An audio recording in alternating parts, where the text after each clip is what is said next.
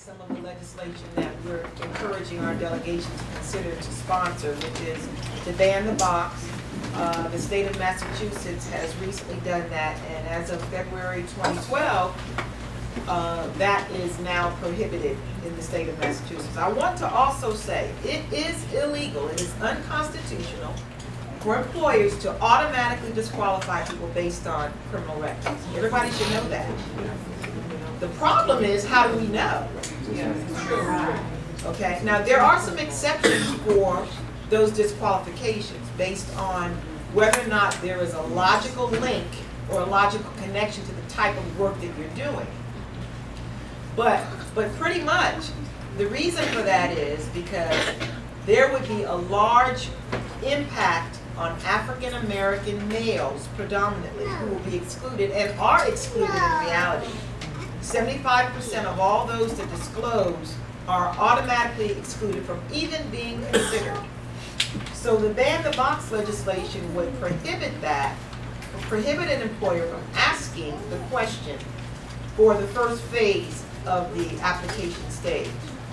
Now, of course, we know many people say that's just delaying the inevitable, but hopefully there will be some affirmative steps that the employer must make to show that they excluded the person based on qualifications for the position and not simply on the conviction. So those are the legislative proposals that we're advocating for this year. And I don't want to belabor it any longer, but we're very, very fortunate to have a local delegation and interested parties to work with, seeing how we can enact these laws both at the state level. Hopefully we can get some consideration at the local level as well, because people really need to get back to work. Jobs are really it's really the cure for recidivism.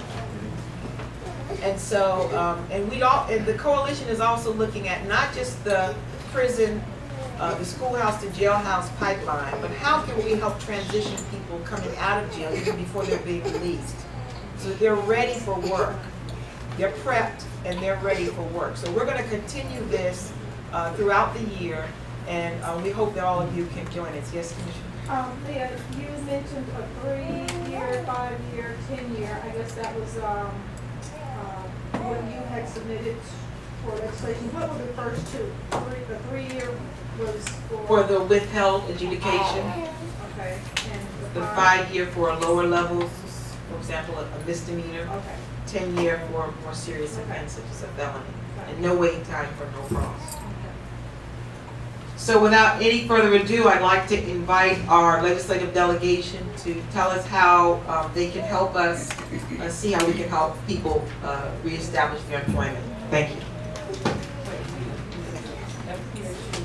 Oh yeah, I'm sorry. Before we do that, oh yes, before we do that, we actually have two individuals. We have Alex Ring, Political Director for the Florida Public Service Union, SEIU, and we also have Christine Henderson, who is here with us. Thank you for coming from the Southern Poverty Law Center. Alex is going to speak with us briefly, and Christine is going to talk to us particularly about the juvenile referral process. Thank you, and I appreciate having the opportunity to speak to y'all. I'm glad to see so many leaders, community activists, and elected officials in the room. You know, we really have a lot of things to look forward to here in the next year and beyond. You know, we've reviewed the policy, but essentially there's another component. In order to be successful, there needs to be a strategy that's accompanying the policy. So I'll just briefly go over 3 components that I see as critical for us being successful. The first is education, and we're really accomplishing that today. But we need to get this information out to the community, and I'm glad to see a lot of spokespeople here today. So if you have questions, make sure that you understand the issues and you're able to elaborate. You know, you can see our union as a resource and the Occupy the Community table. So attend those meetings, get informed, get involved, and get out in the community and spread the word. The second component is really organization. You know, we need to organize. We need to bring more people to the table. We need to work with the community and elected officials to make sure that they're educated and can carry the issue forward. And we need boots on the ground, you know. We need people to get into offices, hold people accountable and to really move our policy initiative. And lastly, which is sometimes the most difficult thing to do, we all have our own lives, but we got to see the greater good in this movement, and it's mobilization. So we have, it's really timely to be talking about this now because we have several local elections coming up. March 12th in Palm Beach County is election day for municipal elections. So we need to be electing people with a mandate. We need to get behind them only if they're not just going to agree with us and be accessible, but be champions and carry the issues forward. And along with that, it's not just electing the right people, it's holding them accountable. So if we're going to have a mandate, we need to follow up. And try to be brief. But, so if y'all have any questions, let me know. But I'll just give you one thing, and it's early to bed, early to rise, let's work like hell and organize.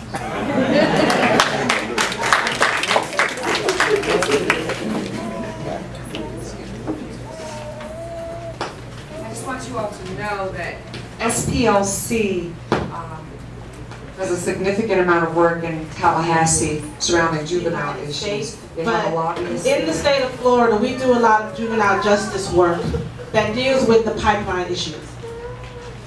This state is poisoned with arresting our children and throwing them into the system. The numbers are appalling throughout the state that schools have now found ways under zero tolerance to arrest and start giving our children pretty much criminal records. A lot of our children, if they make it out of high school, a lot of them will be walking out with felonies, misdemeanors, or felonies on their record. A lot of them will have difficulties getting jobs. Some of them won't even be able to join the military. And what this is doing, it's a Jim Crow all over again. Our communities are going to be attacked. They're already under attack.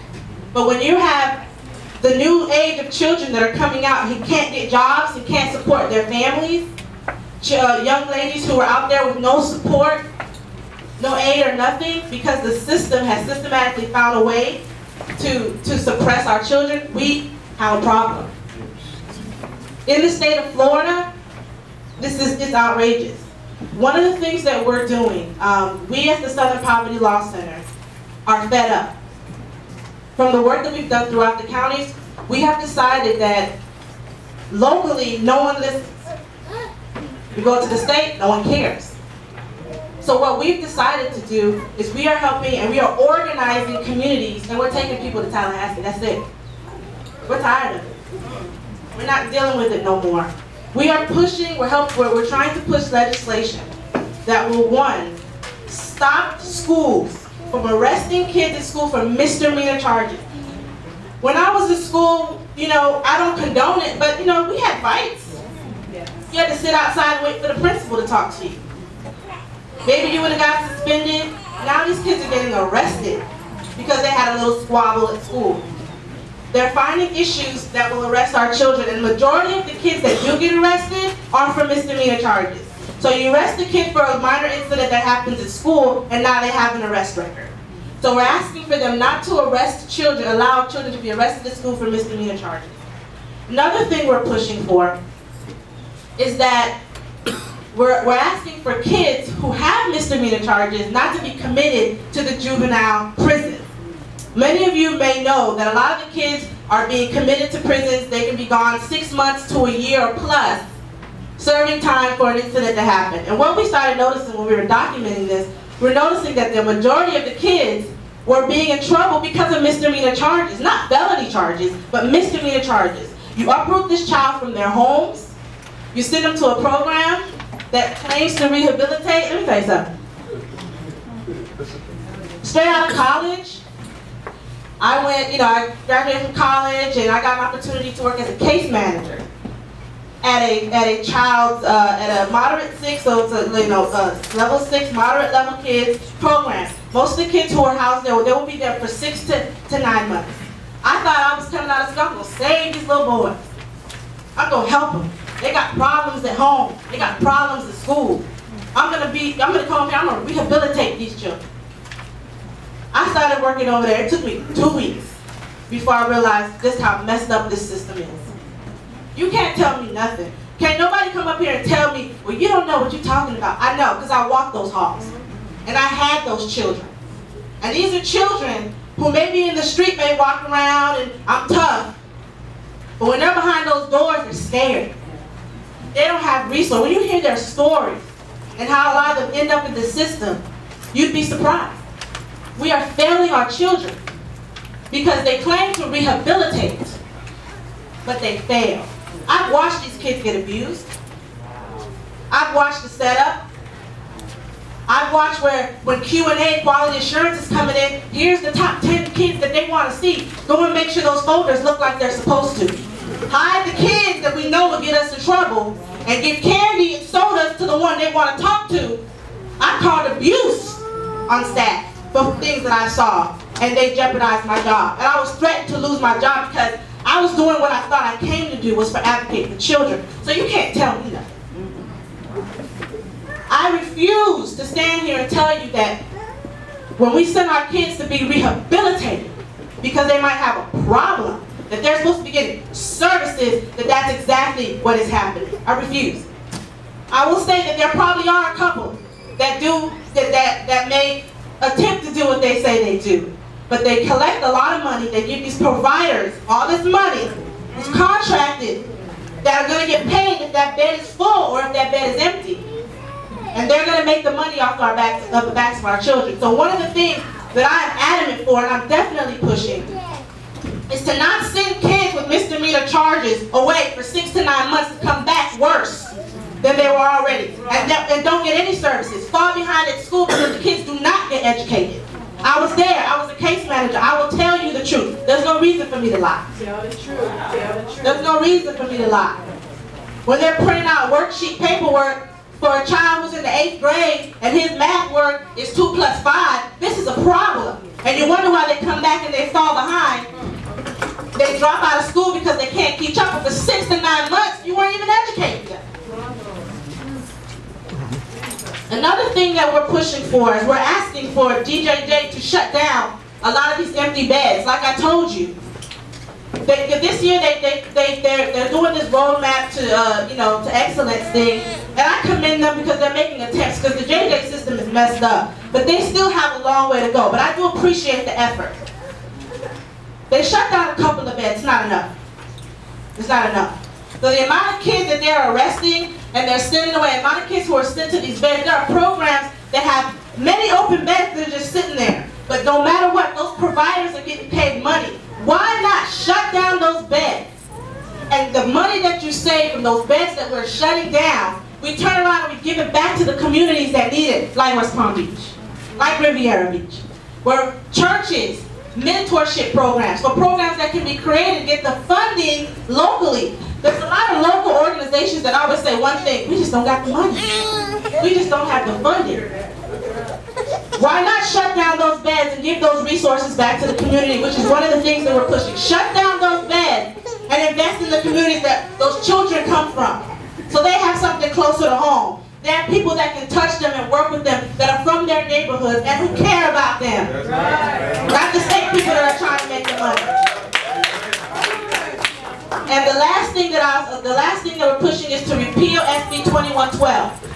Some of you may have not heard of it, but SB 2112 was passed kind of closed door with Sheriff Grady Judd from Polk County, pretty much allowing county jails now to shut down detention centers in local counties and lock our children up in the jail, in the county jail, with adults. We are fighting. We actually have a lawsuit against them right now. Because one of the things they pitch is we're saving money. We're saving the county money. Send it to us. But the kids aren't getting educated properly. They're getting roughed up. And I will say this: we're not